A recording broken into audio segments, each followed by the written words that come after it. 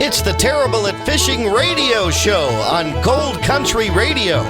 Here's your fishing expert and host, Michael Rafino.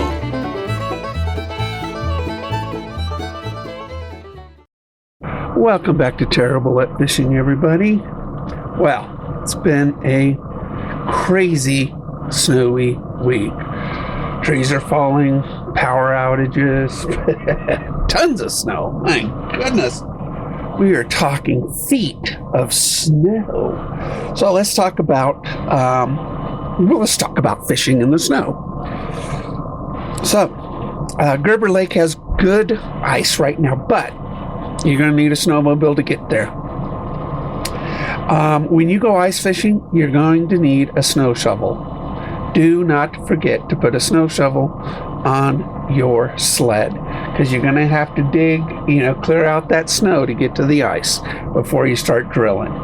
So real important. We got great ice right now everywhere. We got it at Fish Lake. We got it at Lake of the Woods. We've got it at 4 Mile Lake, which again, snowmobile. You have Diamond Lake. I mean, we have we have a great season for ice fishing. And Lake of the Woods will be throwing their free kite festival on the 14th, which is nice, that weekend. And then, of course, I will be co-sponsoring the free ice fishing derby at Lake of the Woods, which I will give away lots of prizes. You will see me. It's just a lot of fun. So bring a chair, bring a rod, and have a good time on the 22nd on the ice fishing derby. So really some great stuff coming up. We just got a lot of snow right now, and I hope everybody's safe. And I know tree limbs are falling all over the place, including my house and stuff. I mean, part of my backyard is kind of damaged because of the tree, but it can happen to all of us, and I'm sure it is. So, shake the trees, try to get that snow out, and try to get, your snowblower out. If you got one, great for you. Although the electric ones are not lasting very long. So hopefully you got a gas-powered snowblower. But we're having it's exciting this time of year. So I want to talk a little bit about the ice fishing fish finders. All right. Now, a fish finder normally has a beautiful screen on it and stuff. During the summer, you got little waves and this and that, and it shows you the contours of the bottom, which is very important. But ice fish finders are very, very, very, very, very different and almost archaic in the way they look. An ice fish finder is a circle with annoyingly flashing red and green and yellow lights. I mean, it's just flash, flash, flash, flash. In fact, it's appropriately named a flasher. And people ask me because I have a Markham fish finder, and they ask me how much they cost and stuff like that. And Markham is one of 2 fish finders on the market that make, 2 main brand. And so we, there we go, pulling it up. So flashers are circular. They give you bottom read, and they're extremely sensitive. In fact, they can even see, like a split shot, or a tiny, tiny, tiny, tiny little jig. So there are 2 companies mostly that make these, Vexilar and Markham. And do you have to spend a lot of money on these? No, you just don't. Mine's an M1, which is about $330, and the Vexilars FL8 that is $350. So they're around about the same amount of money. There are other companies like Humminbird and other companies that make these, but Vexilar and Markham are actually the main two. If you have these are all in encompassing cases. They're small. They have a nylon bag around them. They come with a 12-volt battery, which you're going to want to upgrade. It's not like it doesn't last long enough on the day. It just doesn't last long enough in the years. And so what I did do is I purchased a lithium ion 12-volt battery, small one. It's about a pound lighter, but it just does a better job. And so they don't cost much, like $30 for an extra battery. So these particular flashers, what they do is it shows you with red on the bottom, and you drop your transducer. It's got a little arm that swings out, and you drop your transducer just below your ice shelf. Drinking coffee. And it has a conical display, display where it actually senses, and it will see even particulates. That's how sensitive a flasher is. It will see particulates in the water. And so you actually will adjust the gain in order to reduce the amount of particulates, but still able to see your jig.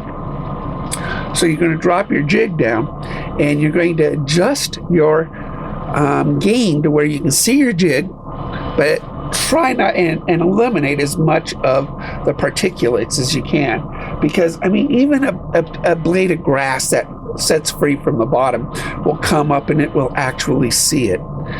That's why it's such an important feature. In regular, let's say you have a regular fish finder, you want to put this on your like an Apple A scope, and it does very, very similar. It just looks straight down, and you're able to see things much better. So that's something that you can use, and I did. I used a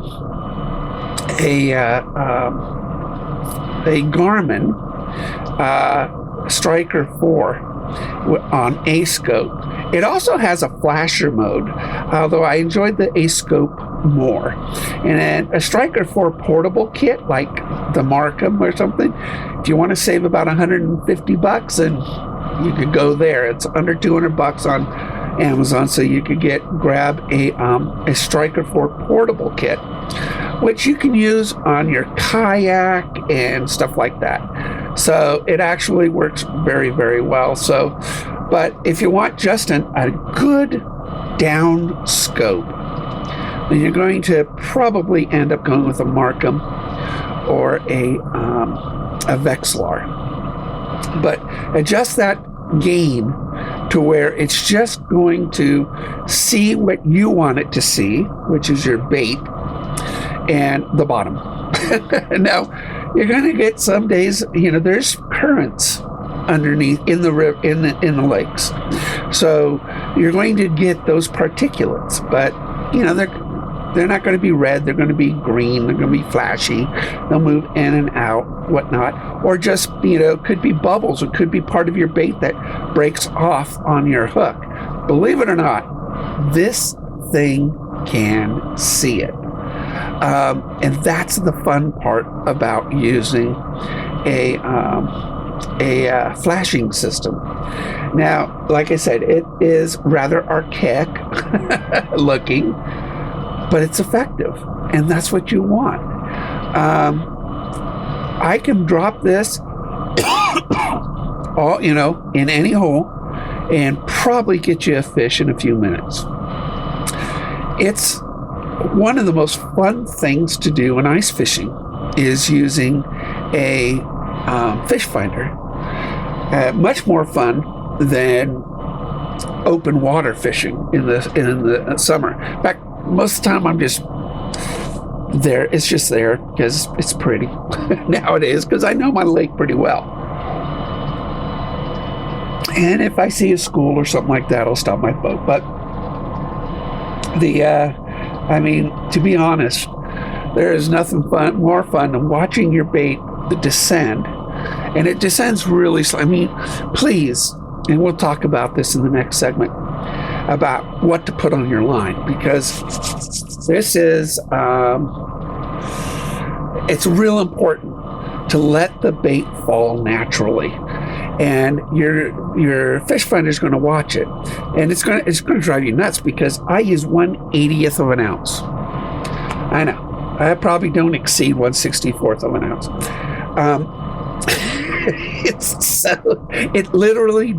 It does sink. It just floats down. It kind of swims down, and as it swims down, it creates a very, very good presentation. And then on my fish finder, I can see that the red. It tells me how deep it is. And what you're going to see is your bait will be red, and it will be going down. But what you're going to see is another red flash. That red flash is going to be a fish. And as this falls down, you're going to see a red flash appear between the bottom and your bait. This is really cool. This is exciting, okay? Just let the bait continue to fall, okay?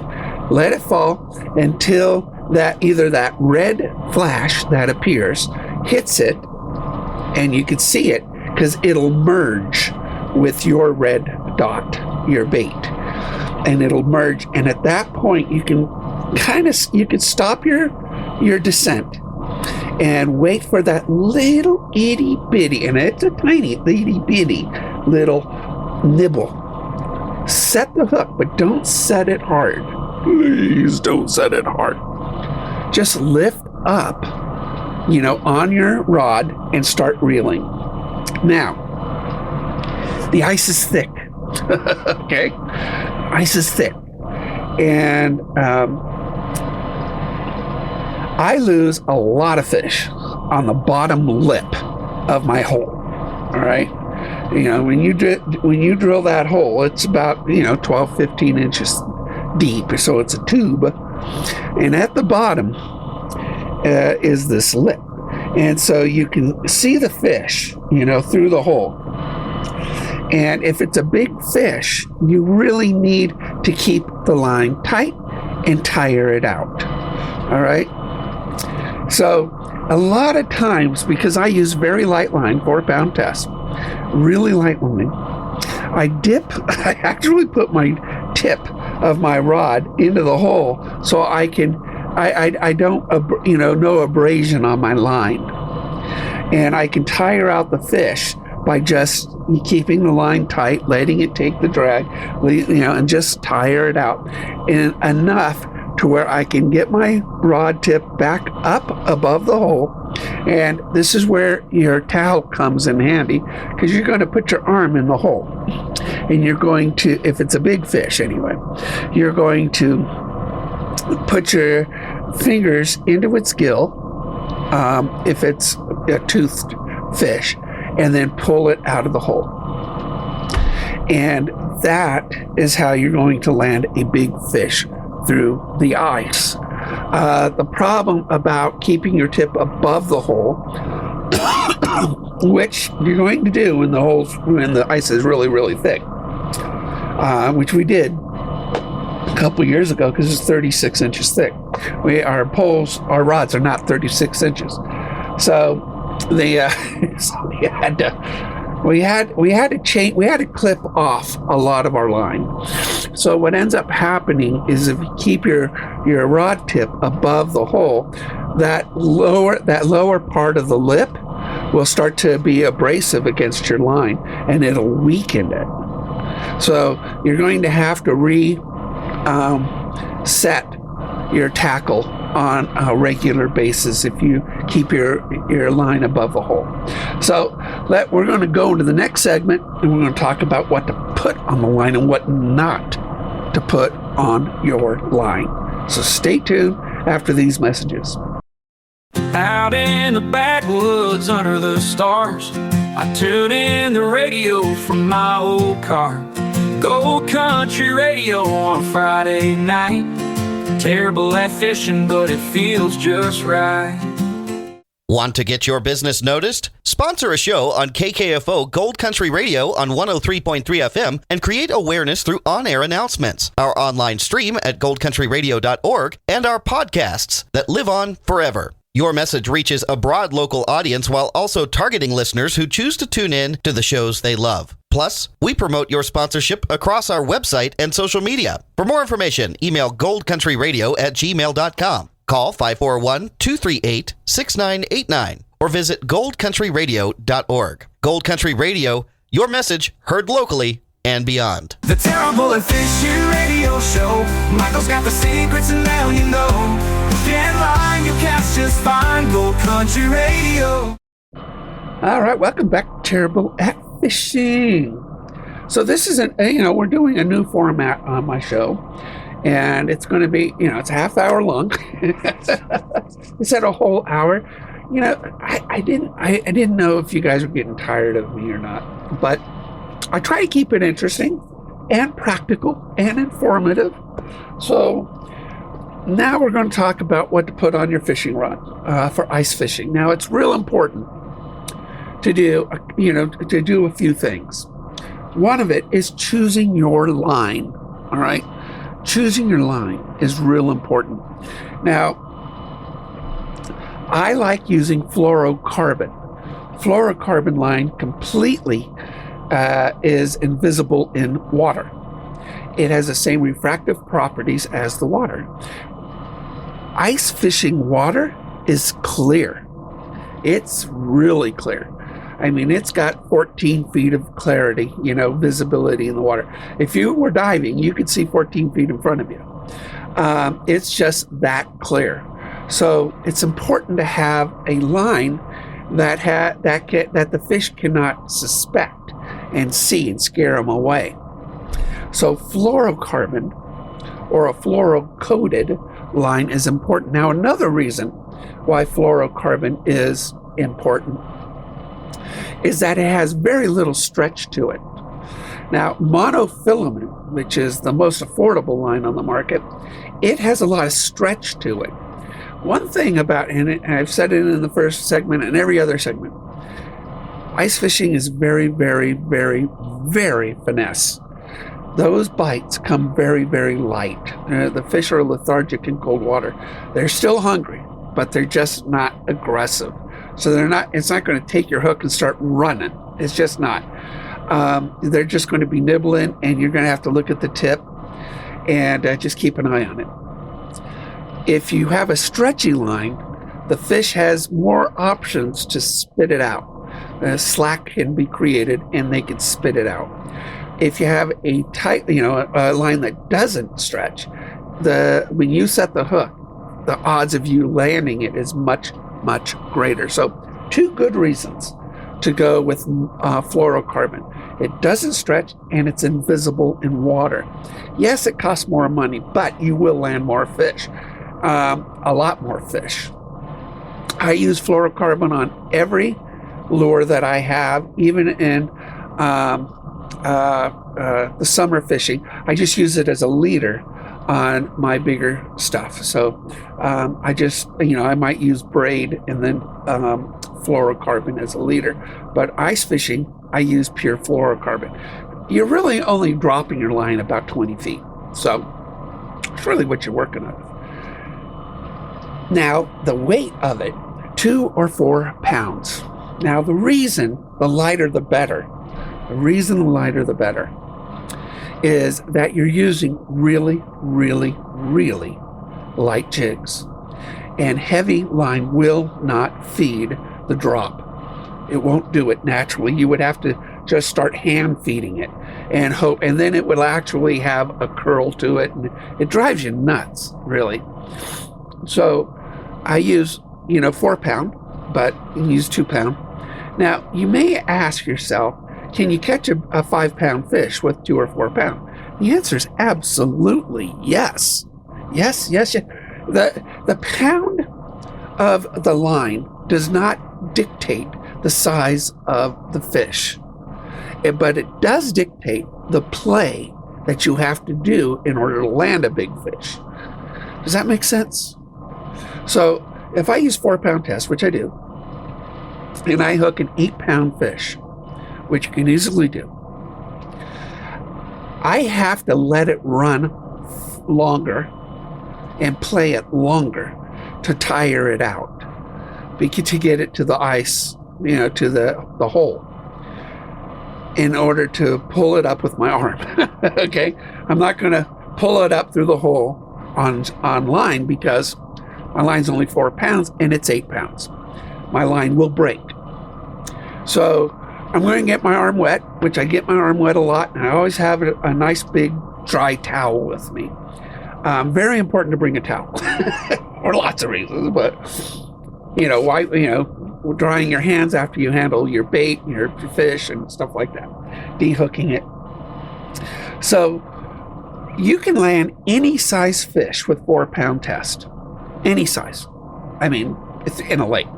I mean, you get a 20-pounder, harder, but definitely doable. I mean, you could do it. Now, I don't know what's in the lake, but that's 20 pounds. But let's say, you hook Moby Dick. Okay, it's just going to take a couple hours to wear out, Moby Dick. What a fun video that is. We don't have sturgeons in Lake of the Woods, but let's say you did. Oh my goodness. But that'd just be a lot of fun. I don't think you could get it through the hole, though. You'd be bringing your buddy's going to be drilling more holes next to yours in order to get it through the hole. It's amazing too. An 8-inch hole is actually 6 or 8-inch hole is plenty big. That's a big girth, okay, of a fish. So don't worry about the hole size either. So your line, it should be settled, right? Should be. I mean, and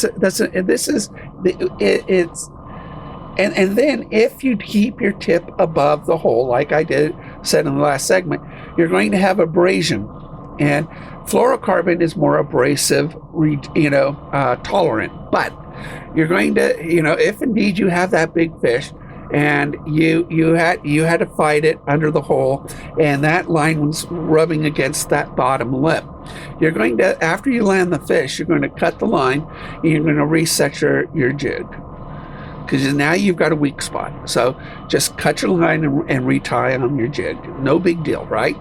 You just had the fight of your life, and you landed a beaut.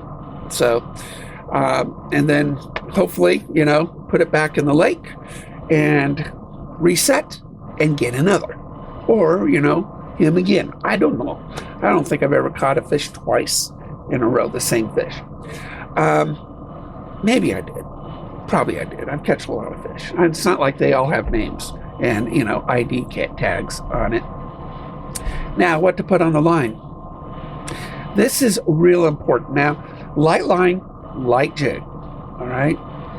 Don't worry about the hook size, because these hooks are tiny. These are 18s. They're tiny little hooks. The bigger the number, the smaller the hook. These are tiny little hooks, and believe me, they will stay in their mouth. So this is an important part of today's broadcast. 4-pound fluorocarbon. And you're dealing with a 1/64th of an ounce or lighter. Now, I've only seen mule fishing make 1/80th of an ounce. If you go to mulefishing.com or whatever it is, he makes a 1/80th. Probably the most effective jig I've ever used. So, but you don't want to go heavier than 1/64th of an ounce. You want to stay as light as you can. I mean, 132 maybe. That's pretty heavy, believe it or not, for ice fishing. But I would never go above 132, ever. All right? You're not going to add more weight to this. You will not add more weight to this. So when you ice fish, you're going to use a tiny little jig. Now, there's a recipe that all lakes want. I don't know what that recipe is all the time, so I try different recipes. This is color and present and profile. So, and maybe even bait. Now, a lot of people use worms. I'm not a big worm guy. In fact, I seldom ever use worms. But if you do use worms, you're going to tear off a tiny little piece. You do not put a large piece of worm on this hook. You'll just give the fish what they want, and you won't get what you want. You're going to take a little tiny piece of that worm.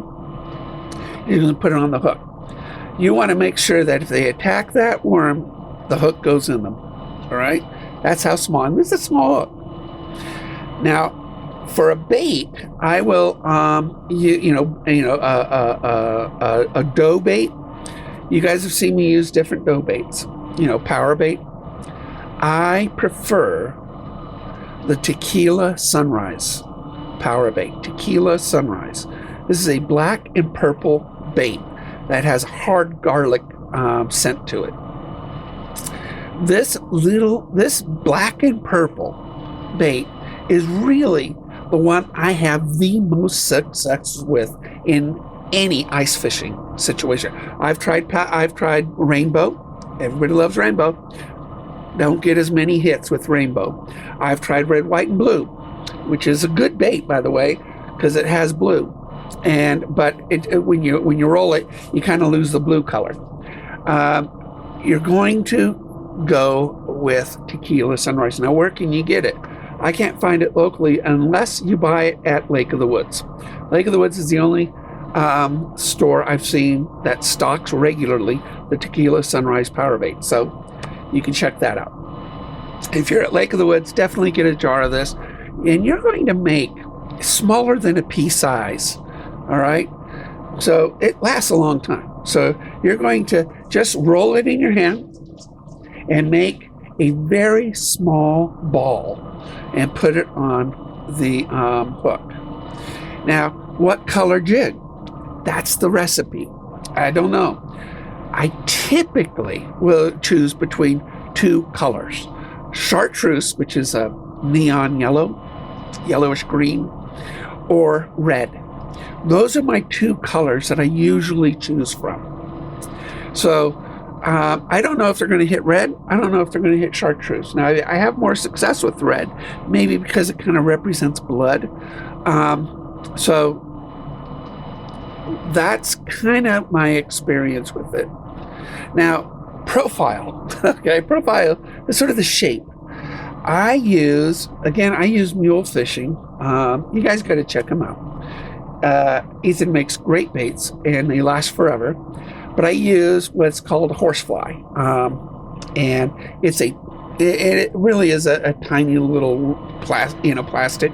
Has a really good profile to it, and I use white. Now, sometimes they want purple. Now, I like purple a lot. I mean, remember, you're using a purple power bait too, so you don't want more. You want the plastic to be as small as possible, so when they hit it, they can get hooked. All right, it's really important. So we got this. Let's say a red jig. It's 1/64 of an ounce. We put on a little itty bitty trailer. Let's say it's white. And then we're going to put a tiny little pea-size amount of Tequila Sunrise power bait on that hook. Nothing else. Okay? Nothing else. Don't add a split shot to it. Don't add any weight to it. Nothing else. So, and then let it free fall down through the hole. Watch it on your fish finder if you got one. If you don't have a fish finder, just wait for it. Okay? Suspense. It's like watching a mystery movie. And drop it down to the bottom of the lake, and then lift your tip up about 12 inches and jig it. Just jig it really slow. really slow jigs. I mean, you can lift it up and just let it fall again, and then stop, pause. You're going to do this 1 minute on, 1 minute off, 1 minute on, 1 minute off. You will be surprised at the results you're going to get by doing it this way. Now, I know I'm running out of time here, but at Lake of the Woods, you can rent shelters, sleds, and augers. Okay? This time of year, I would recommend a shelter. Now, I own a shelter, but using a shelter will keep you nice and warm, keep the hole dark, and it's a beautiful setting. So I want to thank you guys for tuning in this week. Please be safe out on the ice. I would, bring your snow shovel. If you got snowshoes, great for you. It'll keep you above the snow. And dress warmly with good water repellent overalls. So we will see you guys out on the lake. Take care, everybody. Remember, February 22nd at Lake of the Woods. That was Terrible at Fishing, the radio show, with fishing expert Michael Rafino. Check out Terrible at Fishing on YouTube, and tune in next week for the next episode and more great fishing tips. Terrible at Fishing, Fridays at 7 p.m. on Gold Country Radio.